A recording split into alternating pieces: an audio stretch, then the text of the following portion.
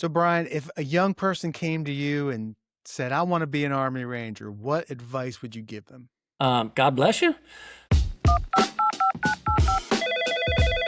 You've reached American History Hotline. You ask the questions, we get the answers.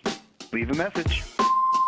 Hey there, American History Hotliners. Bob Crawford here. Thrilled to be joining you again for another episode of American History Hotline.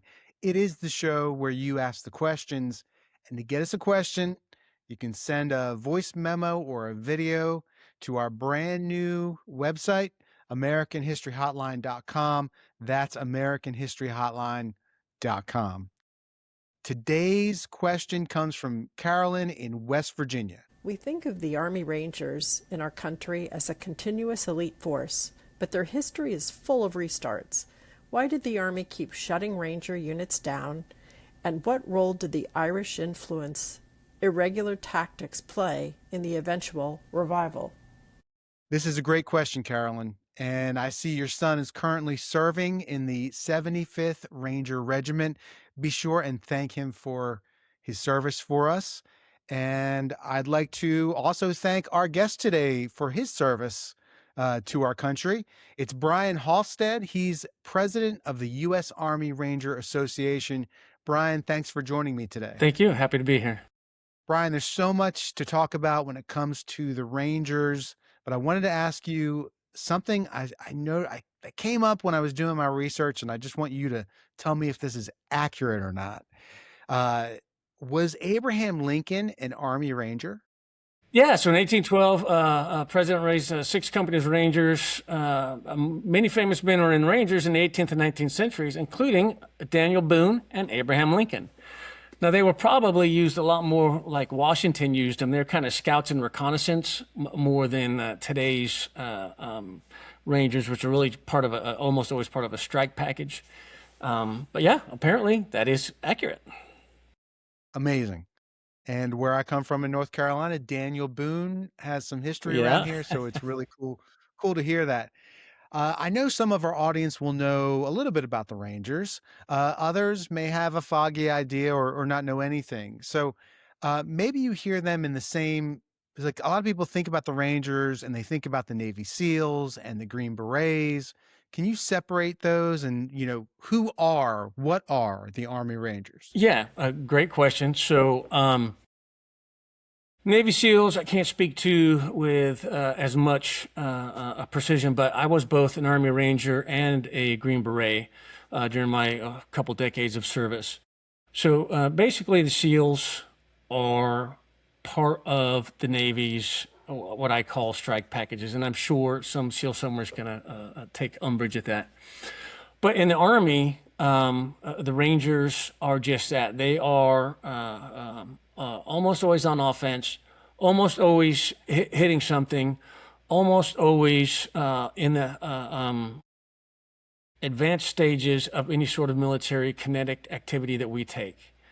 Whereas the Green Berets, it's a lot harder. I always joke, it's a lot harder to make a movie at Green Berets because a big part of what SF does is show that they are fully capable of being every bit as kinetic as the Army Rangers, but they tend to operate in much smaller elements, and they tend to, in a perfect world, they would go in, much like I did in Afghanistan, went way up to the north, started building rapport with the local governor, his militia, started building rapport with portions of the Afghan National Army, and then we trained them to a standard where we could utilize them, and then we would lead them into battle.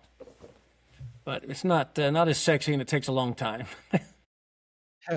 So getting to Carolyn's question then, it sounds like there have been like some restarts of the Rangers, maybe some disbandings. Can we go back to the beginning and tell us, when did the Army Rangers start? So, yeah, boy, and you have to go way back. So the Army Rangers predate this nation. George Washington in the French and Indian War. Famous guy, Robert's Rangers. Robert's Rangers were fighting the French and Indian Wars. So then you come after that, and then we start getting into the Revolutionary War. And George Washington starts this thing, what he calls Carleton's Rangers. So, and again, this is used more for espionage and reconnaissance than it is like today's Army Rangers are very much, you know, go that way, kill people, and break things. Yeah, I always heard that, or I've seen and read a little bit that Washington loved his spies. Yeah. So were the Rangers, you know, a part of this? Big part of it, yeah. And so, you know, where's that fine line between espionage and reconnaissance? Well, you know, I guess at that point it depended as whether or not they were getting ready to slip the hangman's noose over your neck for espionage, which was, you know, a capital offense. And if you were a reconnaissance, you had to be treated in accordance with, you know, then at the time, the law of blind warfare. So, and I don't want to put you on the spot here, but can you give us like one example of the Rangers in action during the Revolutionary War? Like you said, Washington loved his spies. So this was a small group of people that he relied on heavily for accurate information as to where the enemy was, where the enemy formations they were using, and specifically cannons. He was, you know, very concerned about where the cannons were located. So what happens to the Rangers after the Revolution? Which is part, I think, of what that calling question you had. It's the same thing that happened for most of Americans' military history. At the end of hostilities, you know, they just kind of, everybody goes home. How are you going to keep them on the farm after they've seen Perry, right? Everybody goes back home and goes back about their life. It wasn't until after Vietnam, or partway through Vietnam, that the Rangers in their current form, as a regiment with regimental colors, became a standing part of our standing army. Every time, you know, after World War II, closed them down. After Korea, closed them down. At the end of Vietnam, getting ready to close them down again. So, yeah, but that's the way it was. Is it a financial thing? Is it a financial thing? I think in part. I think before you know, the military-industrial complex, I think that it was also viewed as not really that necessary. So this isn't Ranger history, but you might be familiar with, there was an old saying no more task force Smith. And so what that talks about is the beginning of the Korean War, we had drawn down so significantly from, you know, what we were able to do during World War II, that they said, okay, well, we don't really have an army per se, so they put together this task force, called it Task Force Smith, sent them over there, and they were decimated because they didn't have the material, they didn't have the training, they didn't have the equipment. So no more Task Force Smiths. Well, I know going back to the founding, there was a lot of, I want to say hesitation, there's a better word for it. People didn't like the idea of a standing army. And that's part of the separation from Britain. No, I think you're 100% correct. I think it's, you know, kind of in our DNA as Americans. Again, this all is pre-World War II. Very much didn't see the need. I mean, you know, we have what we like to call the tyranny of time and distance. We got oceans on both sides, right? We've got friendly neighbors north and south. Do we really need to spend so much money on a standing army? Was very much, I think, part of the thought process. Well, you go back to, like I read a lot of congressional debates from the 1820s to the 1860s, and this comes up again and again and again when Congress is trying to get money to improve fortifications, or there are always these congressmen who stand up and say, whoa, you know, we don't, you know, because I think there was always a fear that there would be a despotic president and he would turn the military on the people, on the civilians. So I want to go back a little bit, talk about the Army Rangers, maybe during the War of 1812, maybe, and then between the War of 1812 and the Civil War. Yeah. What were they reconstituted for the War of 1812? So, yeah, and basically the answer is yes. Robert Rogers starts, and he writes down, you know, the 19 orders. Okay, well, first, who was Robert Rogers? So Major Robert Rogers, mid 1700s. This is, you know, the French with their Indian allies are, they're, I don't know if they're trying to wrest control. I don't know if they're just, looking for the commerce. But, if we're going to be an English colony, then England and France are going to have to figure out who's in charge and who's got to go. So it was a kind of a long-running, simmering war.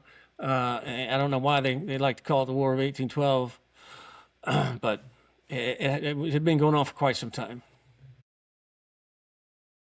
Okay, so Rogers lays out these, what'd you call them? Standing orders. 19 standing orders. Okay, and so you can get as granular about them as you can, but what are they essentially? So it's really interesting. I don't have them pulled up, but he basically talks about it's a modern version of you can't get ready, you got to be ready, right? So you always keep your powder dry. You always keep your axe, your hatchet, and your knife sharpened.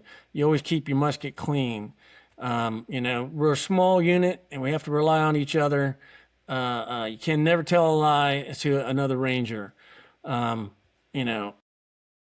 Be ready at dusk and dawn, because that's when the French and the Indians like to attack, right?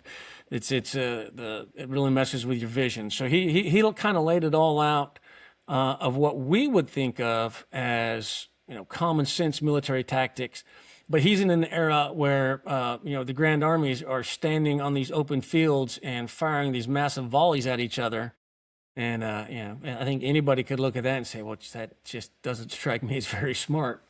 So he incorporated a lot of, what we would consider standard infantry tactics. They're not even really guerrilla tactics necessarily. They're just common sense.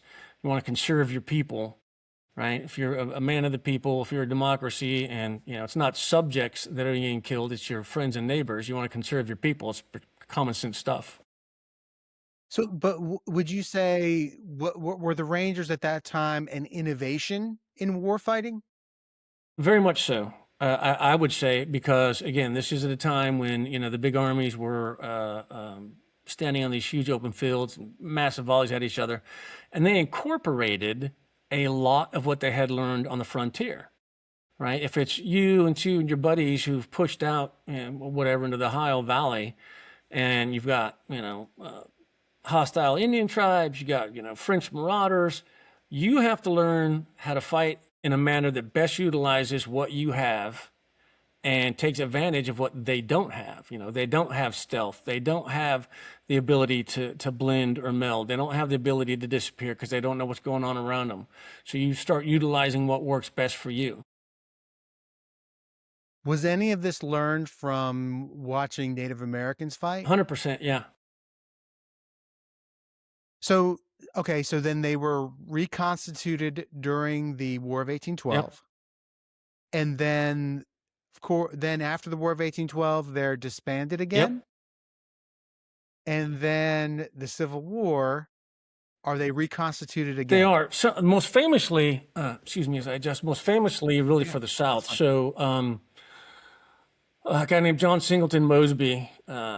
So Mosby is a very conflicted character, I think.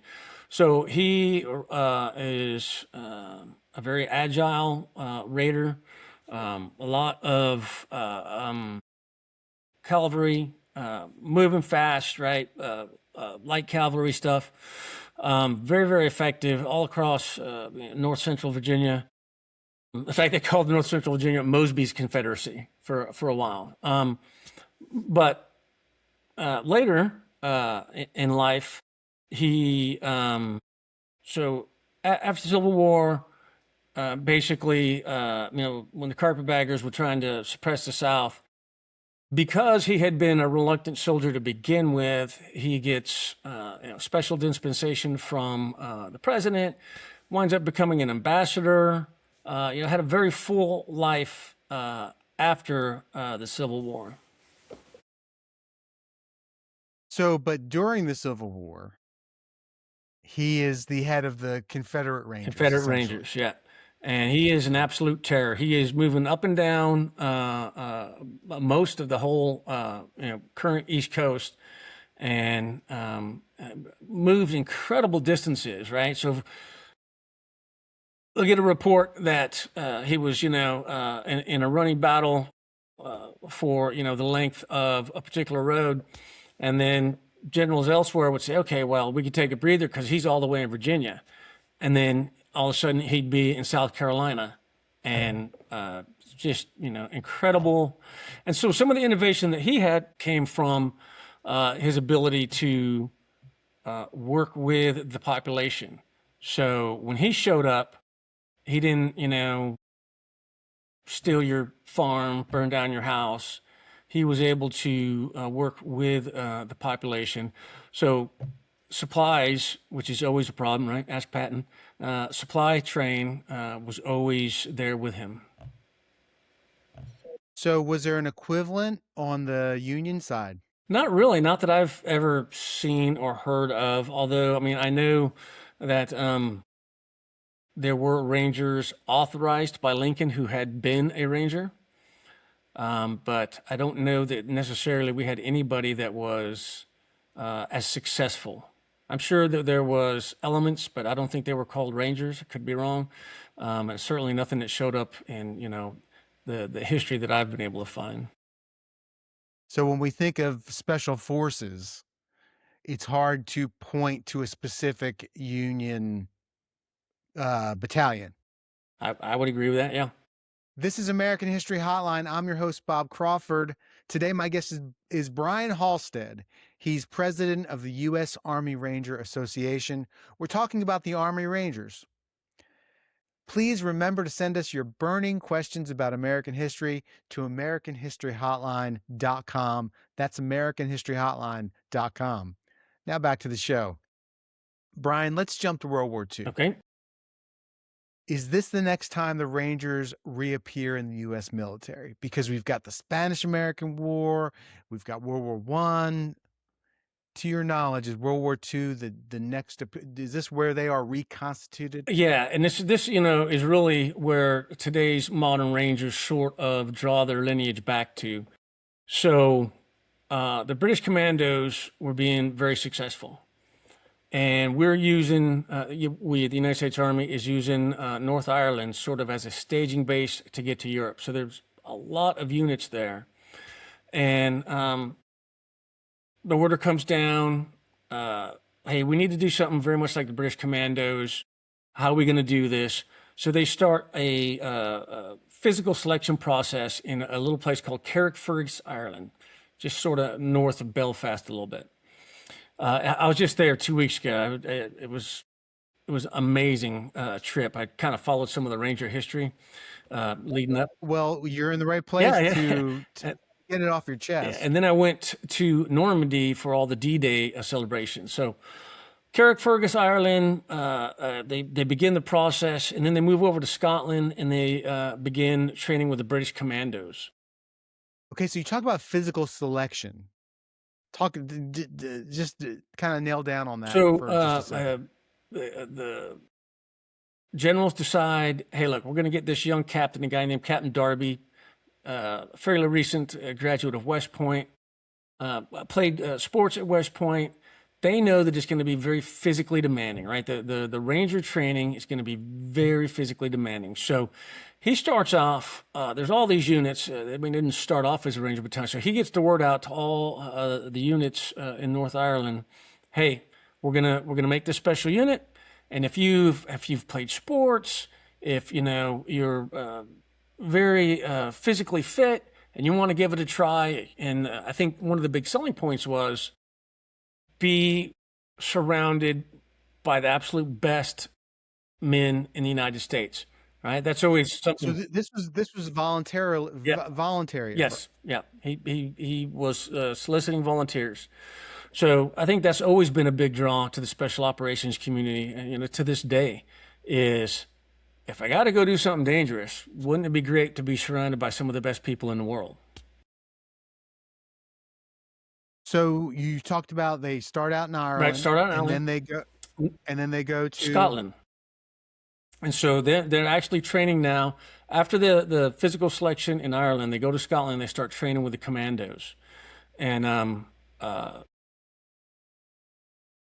At this point, All right. So for the purposes of our listeners, who are the commandos? it's just You mean the British commandos? Yeah, sorry. So he starts training with the British commandos, who have been successful to a degree, fighting on Europe. In fact, the First Ranger Battalion, embedded with the First and Second British Commando, and the very first Americans to fight in World War II on the European mainland was this raid, and I'm going to mispronounce it, Dieppe.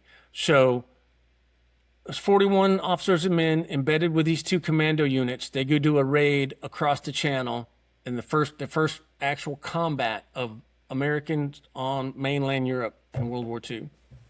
So this is inside France. Yes.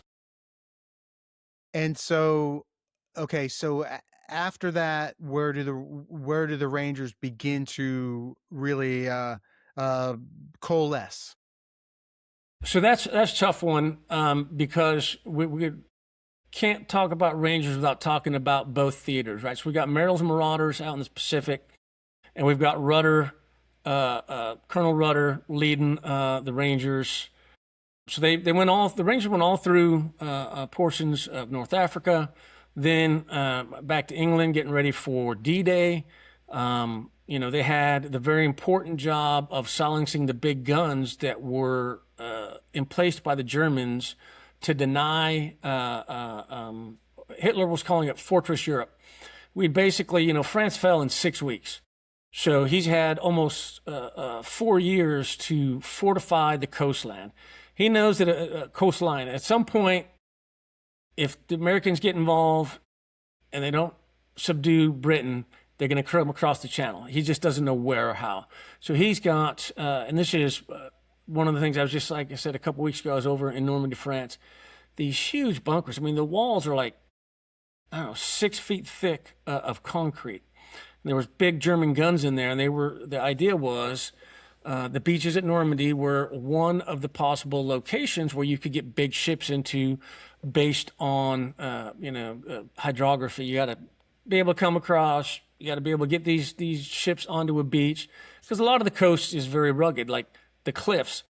These big German guns were at a place called Pointe du Hoc, and you couldn't land there. I mean, it was 100 feet straight up of cliff, and the Rangers' job on that day. So D-Day started at 06:30 in the morning.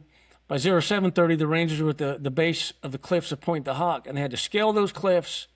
I mean, under withering machine gun fire, guys shooting down at them, guys dropping grenades on them. They went up these little rope ladders, and they climbed up these ropes and had to assault the German gun positions. Are these the boys of Pointe du Hoc, or was so memorably recounted in President Reagan's speech? The boys of it was written by Peggy Noonan. Yeah. So the motto. Tell me about the Rangers' motto. So, Rangers lead the way, and then the response is, okay, but there's a comma, right? Yep. It's Rangers lead the way. That's yep. So everyone's pinned down on Omaha. So Omaha Beach was just a bloodbath. Worse. So, we've got our Canadian and our British allies up at Sword and Juneau, and they're a little bit further north up the coast, Utah. But Omaha is it's a meat grinder. And so some of the Rangers that weren't over scaling the cliffs of Pointe du Hoc had to get off the beach. So the general turns to the Ranger commander and says, Rangers, lead the way. And so spearheaded and drove through and got that wedge. And then they were able to expand the wedge and, beachhead in mainland Europe. But fighting hedgerow by hedgerow, road by road. It wasn't like, hey, we won D-Day, high fives all around. It was a mess as the Germans tried to reinforce. So it was a lot of very fierce, very close-in fighting for a very long time, trying to clear out Normandy. So are there other theaters during World War II or specific battles that you can point to where the Rangers played a decisive role? One of my favorite ones is in the Burma Chinese Theater, Merrill's Marauder. He doesn't get near as much fame as Darby and Rudder and the Rangers in Europe. But basically, the 5037th Composite Unit, General Frank Merrill, they call them Merrill's Marauders, they land him in Burma, and he has to walk half a continent just using men and pack mules. And he's trying to, again, the Japanese have been very busy for a very long time. They're burrowed into these other countries in Asia. And he's got to fight his way through the jungle, fight his way through a very determined Japanese army, and try to, be the anvil, if you will, for the American forces who are coming in. And you start thinking about Iwo Jima or some of the other big battles. He was the one that went in there and fought, I think it was almost 2 full years of independent actions fighting in this big arc as he hacked his way through the jungles. So after World War II, the Rangers again disband. And so at what point do they become a permanent part of the United States military? So back up, and I'm going to try to answer this as best I can. So after World War II, the units disband, but then in the Korean War, there's 15 Ranger companies. And they're basically used as LRPs, right? Long-range reconnaissance patrol units. Very similar to how we wound up using them again in Vietnam. So Korea, 15 Ranger companies. Then we get Vietnam. We've got these 15 Ranger companies again, 13 of which saw combat action in Vietnam. And it was after this in 1974 when the Army Chief of Staff is saying, okay, we can't keep doing this yo-yo, bring them on, bring them off, bring them on, bring them off. So let's establish these Ranger battalions. And for the first 12 years, I think it was 86. First 12 years, there's these 2 separate Ranger battalions, 1st Battalion and 2nd Ranger Battalion.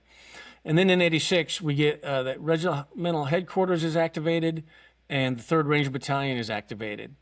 And that's really, so 1974, I guess, is the short version of an answer to your question.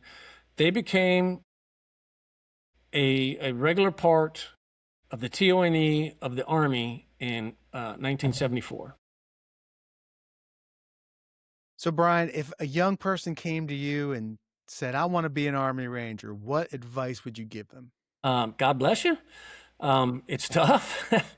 But, I would try to let them know that it is going to be very, very tough.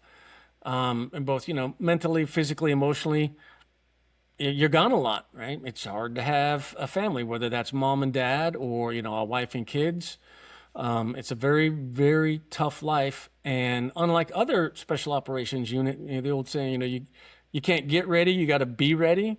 You spend long periods of time basically with your feet in the starting blocks, and if anything happens, you got to be ready to move right away. And so your lifestyle will evolve around the readiness of whatever readiness unit you're in. Got to ask you, is getting back to Robert Rogers' 19, what'd you call them? 19 standing orders, yeah. Are they still standing? There's almost nothing wrong with them today. I never carried a hatchet, but I did carry a knife. And, you want to keep it sharp. In fact, I carried several knives, right? One's a tiny one to open your MRE, and the other one's in case things go really bad, it's a weapon. I had an old RIP instructor I loved. He said, hey, man, when human beings gave up the club and the knife, they gave up some very reliable weapons. They don't jam, and they don't run out of bullets. Brian, this has been a great conversation. I've learned so much. I've been talking with Brian Halstead. He's president of the U.S. Army Ranger Association. Brian, thank you again for your service, and thank you for joining us today on American History Hotline. Well, I think this is a great podcast. I'm so happy you asked me to be here. I appreciate it. Thanks, man. It's been my pleasure. Thank you.